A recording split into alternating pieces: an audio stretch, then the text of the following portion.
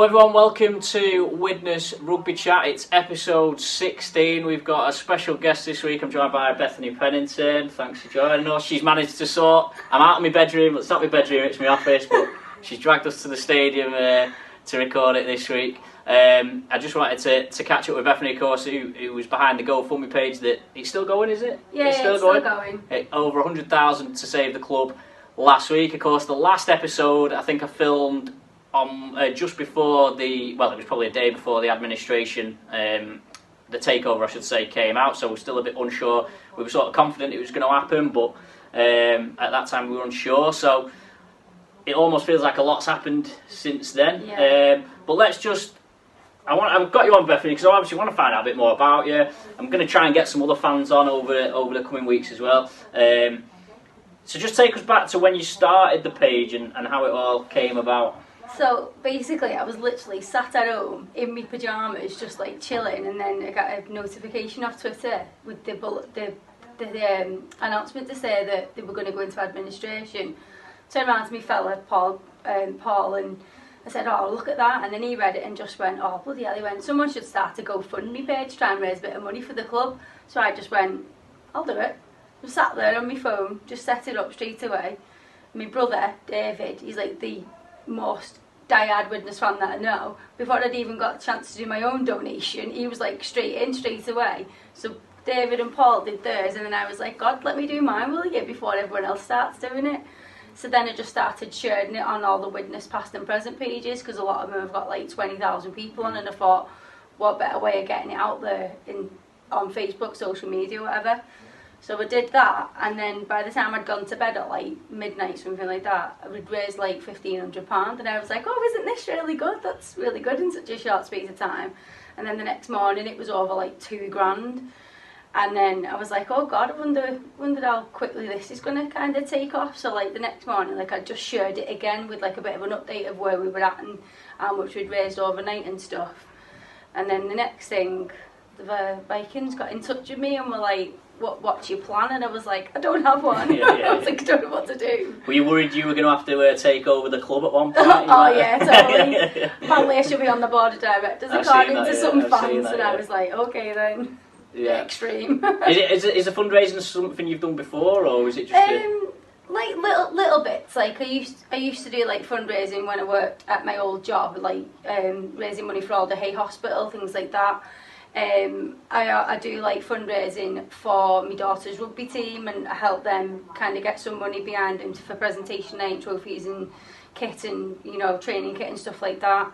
But it is something that I do enjoy doing. I do enjoy helping other people, and I've always been like that. And sometimes it's a bit of a nightmare because Paul's like, "Stop thinking of everyone else and think of yourself," and I'm like, "Well, I can't because I like to do it." Yeah. So.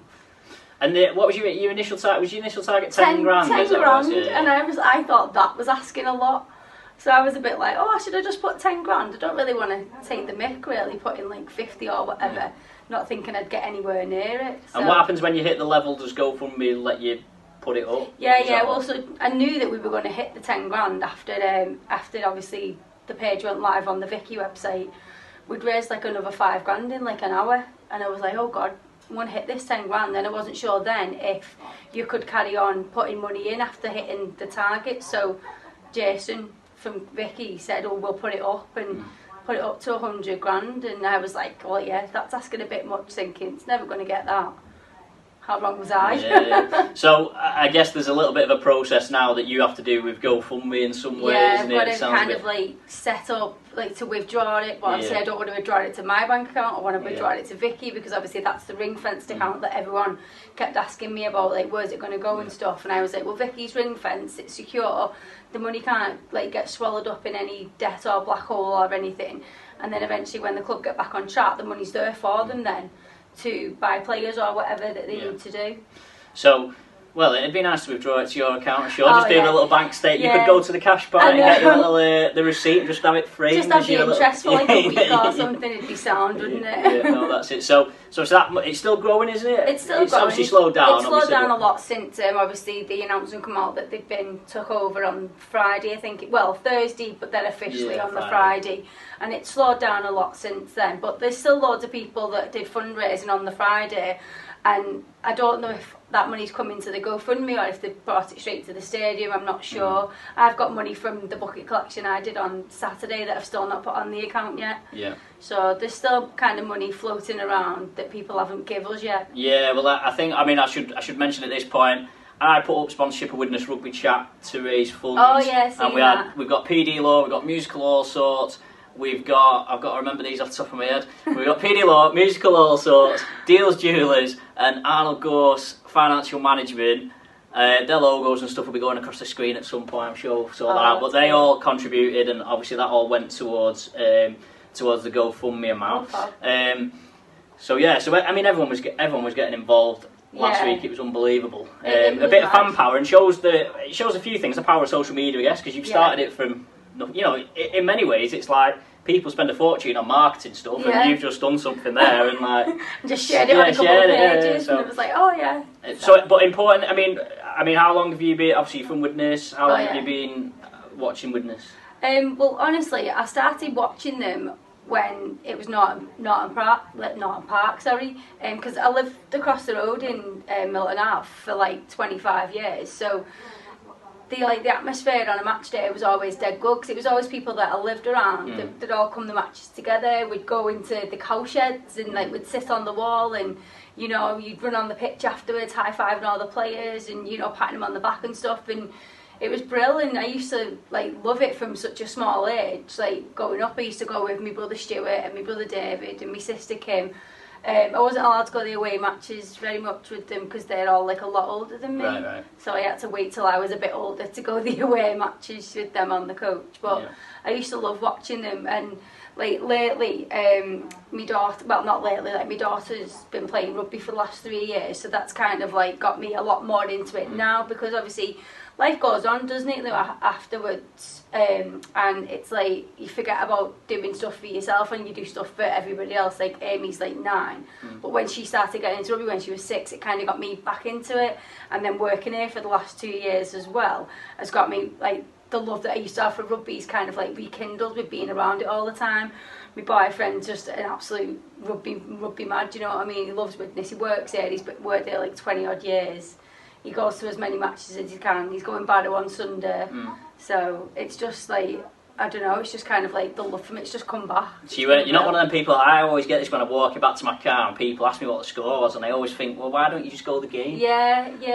I always think that when I walk back to my car. So you mentioned about being on the pitch high-fiving players. You were on the pitch on Sunday. I know. Bit different to pitch now, obviously. Yeah. Most of the people would have been there, but for those who weren't, Bethany and a lot of the staff at the club who'd helped keep the club alive went onto the pitch before the game and were sort of presented, I guess, to the fans and got a round of applause. How did that come about? Oh God! Well, to be honest, Amy was mascot, my little girl, and I was just down in the tunnel waiting for her to go on, and then Phil Finney goes to me, "Come on, Beth, you're coming out with us," and I was like, "Coming out where? What are you on about?" Didn't have a clue, and he went onto the pitch, and I just thought, no idea what he's talking about here. And then the next minute they all went, right, come on, and they were all like, come on, Beth. So I was like walking on the pitch, and then I could hear Roy saying, like, that these are the ones that have kept the club going for the past week, and I was just like a bit shocked. I wasn't expecting it at all. And then like when we got onto the pitch and everyone was like clapping, and me and Amy were just like waving in our own little world, and then Roy grabbed me and he was like, can I just point out this individual? And I was just like, oh my God. And I felt so embarrassed, but then when I looked up and the whole of the North Stand was stood up cheering and clapping, and I was just like, oh my God. I was like, I can't believe like everyone appreciates that much. Yeah. And I was just like waving, like, yay. Well, it's a nice picture for your mantelpiece, I suppose, to signify, obviously the work and obviously this period, I suppose, of work that you've done. Yeah. I mean, look, we'll talk about the game and the situation around the game. I mean, it was an unbelievable sort of atmosphere, wasn't it? Yeah, it was unreal. I've never seen the stands like that as much as it was. It was like nearly 6,000 people there. The North Stand was absolutely bouncing. There was just flags flying everywhere. It was just unreal, the atmosphere. Everything was just happy. Like even when like Featherstone started scoring, people were still knew that Widnes they weren't going to kind of drop back. They were still going and going and going for it, and it was just brilliant. I suppose the game itself went in a way that suited the occasion really, because obviously you score straight away, and then it was 22-0 after about 15 I minutes. couldn't believe they scored straight away. Yeah. It took me from getting from the tunnel up here and they scored, and I was like, oh yeah, my because god. Featherstone dropped the kick. Featherstone sort of fumbled the kick off, knocked on in the first tackle, and then Widnes scored. See, I missed all that because it was coming back up here. That's the thing. That's the thing when you're celebrities. You see your hospitality and all that. You miss all that action. But I think another thing is I've seen some pictures on Twitter, and you've probably seen them of like the crowd from games from last season. Yeah, like the 6 months between. The northwest corner, and there was no one there, and it was empty. like unbelievable, wasn't it? It was mad on Sunday. So it's good to get. It's good to get that feeling back, and obviously helps to have the win, of course. 44-22 over Featherstone, which I'm sure you all know. I'm sure you've all seen the highlights on Sky. I'm still not convinced Gelling got that try down, but I know they did like a slow-mo. They did like I seen the video from the far angle, and I thought, I'm not sure he got that down. Yeah. And then they've done a slow-mo as if to prove that he got it down, and I don't think you can tell them the slow-mo either. So that was an interesting one. I thought one of their tries was a little iffy where he sort of used the marker as a shepherd to get over, but I mean, like I say, it didn't really matter a great deal. So you go home games and then the odd away game, or well, no. See, that's the thing that because I work here, I work every single match. So you don't want to be. Oh, right, okay. So I get to watch the first half because I work on the bar downstairs, and then I sit in the stand for the first half, and then I have to go back to the bar then for half time, and then clear up, and then I don't really get a chance to go back out. So I suppose in the Dennis Betts area, you thought we must have been winning every week because you used to be all right till half time. Yeah, I'd be like, oh yeah, that's sound that, and then that was probably the best thing you could have done actually. You were watching games, you were winning at half time, and you could have just gone home or just not known what the final score was. I know, but no, I wish I could watch every game, but. You got to work as well, don't you? Yeah. I mean, it's a perk getting to watch at least the first half here. Yeah. But I'd love to be able to watch more. Yeah, definitely. Well, obviously, hopefully now more and more people come back and support the team, and especially with the way the takeover and the ownership has gone, is obviously it's local people, and hopefully we'll find out a bit more about those people in the coming weeks. Barrow away, so you mentioned your boyfriend's going. Does he go on the coach? What is it? Oh, Is he one of the, he goes on the coach with all his mates, with his couple of beers on the coach. So he's one of them troublemakers. Oh, no. He's not one of them that runs on the pitch when they're not allowed to. That's good. No, it's Barrow Sunday away. Tough game. Pitch is always a dog up there. Yeah, I've heard it's a bit of a messy one. The weather, I believe, is going to be pretty bad as well. Someone said to me, and I've not been able to verify this yet, someone said to me they've taken the roof off the away end. Oh, I don't know. Which someone said to me earlier this week, so I need to verify that piece of information. Going to get a bit wet then, aren't they? But yeah, I suppose we've had 2 new signings today. Lewis Johnson from Warrington and Dom Speakman from Dewsbury. I think Speakman probably would have signed earlier if all this. Yeah, I think he had to wait till everything had kind of gone. I mean, I commentated on a few Dewsbury games last season, so I've seen him there, and I think he's quite lively around dummy half and stuff. So adds a little bit of spark there. Jordan Johnston's a player that I like JJ, and he's got to now step up and fill the boots of Liam Wood, who's just left. gone, hasn't he? So that was I suppose that's a little bit of sad news, a little bit. And of course we had Krishnan Inu and Wellington Albert, who I think is going to Toronto.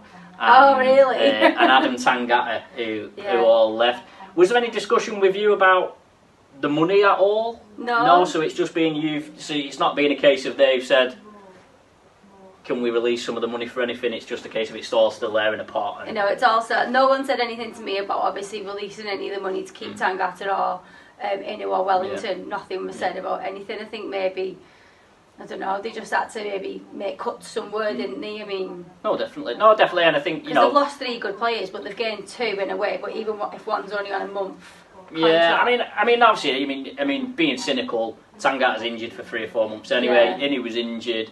Wellington Albert was injured. I think he's close to fitness, but he's not really. Some people like him, some people don't. He didn't get much of a chance. He's not played this season, so it's like even without playing without them anyway. Yeah. So obviously Liam Hood's a bit of a blow because he's gone to Lee, which is a bit of a shame. But he's gone to Lee. He's gone to Lee, yeah. So. Oh, I see. It said that he'd gone to full time. Yeah. So I think what's happened is. But it doesn't really say what he's. I think well, someone's tweeted me before on my way here actually saying he's got a job working for Derek Beaumont. So that's probably what it is because he's gone he's obviously got a full-time job, but because Leah part-time, he can train with them in the evenings. So there's a little bit of... it's a bit of an iffy one, that one, but a bit of a shame because Hood's obviously a really good player. Brilliant player, I was going to say -12, and I said this on Sunday, so Widnes got the 12-point deduction, but they're back to -6 already. Yeah.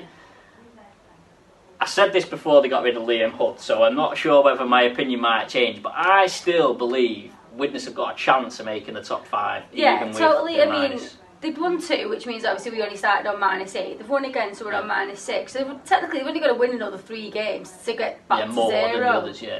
Do you know what I mean? But then, I can't remember who's bottom of the table, but I remember that whoever it was had lost all the games and they were still on 0, so I was like, oh, well, if they stay on 0, then we might be able to go above them. So I think I looked at it, and like last season, Toronto, after 23 games, they were 9 points clear of 6th place. Yeah. And that was after 23 games. So if you stretch that to 27, potentially you get a bit more.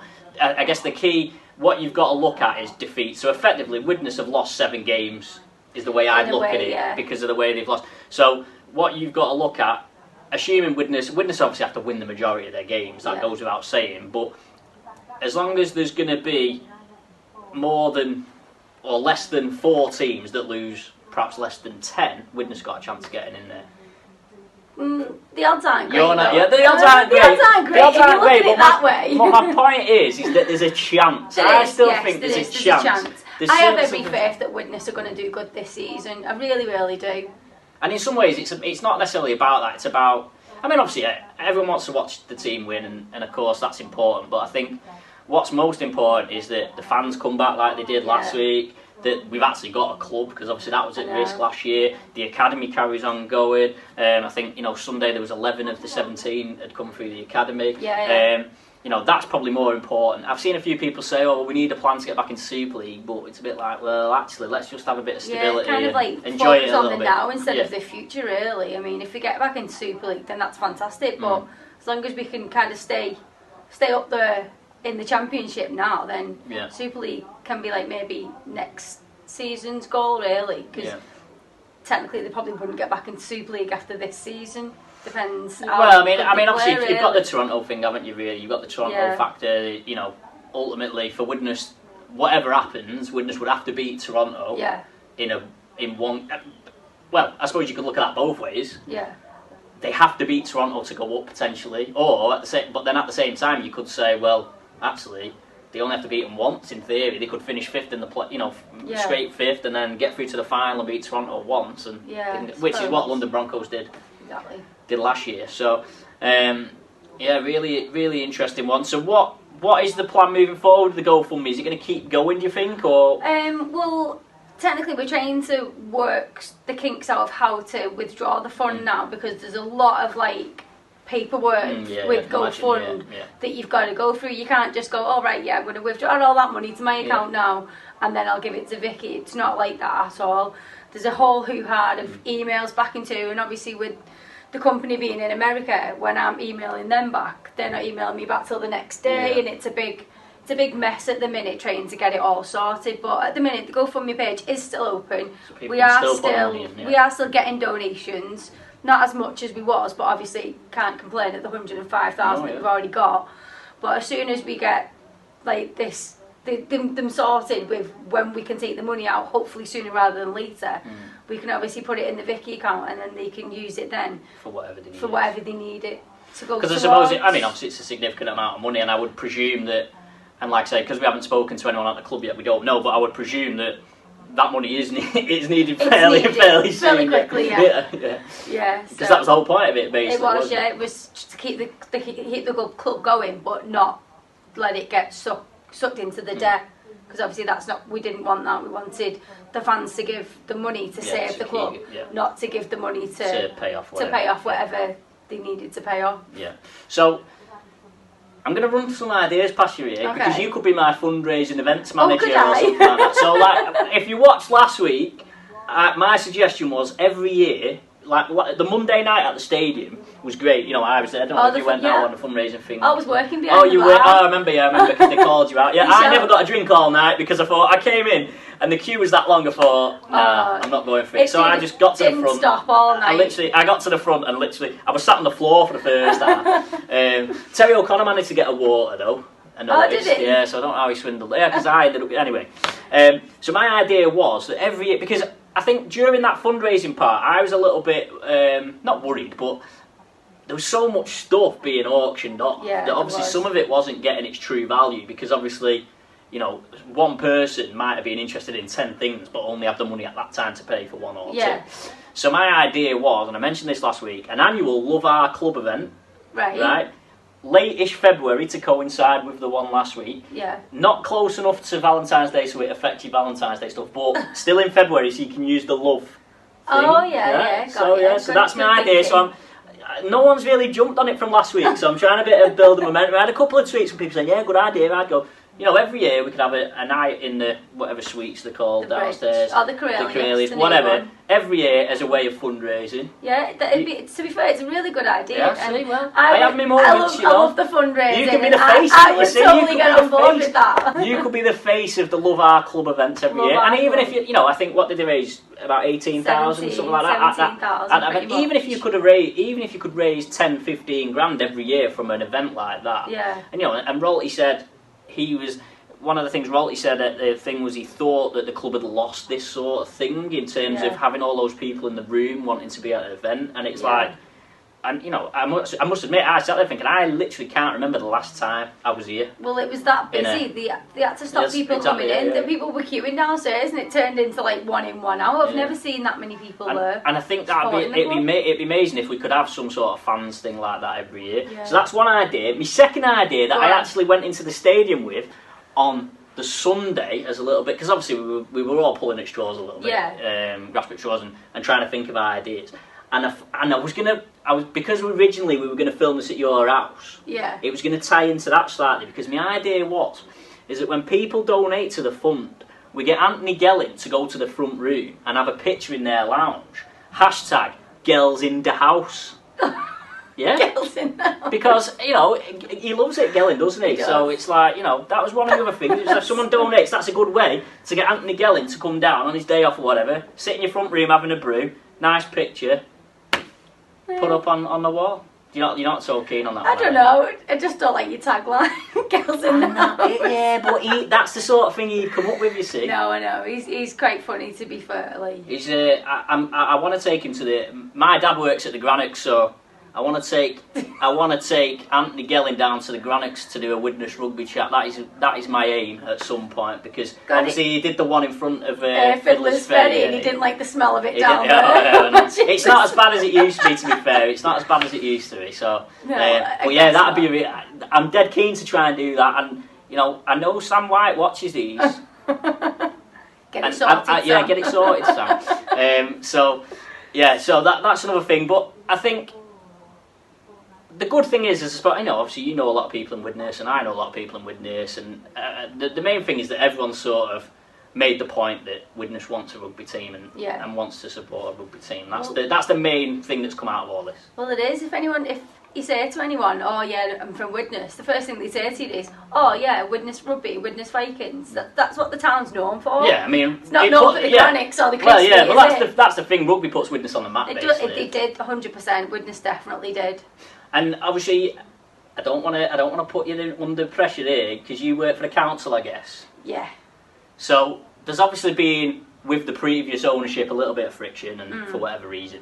My big thing with the council, and maybe we could fundraise for this. Okay.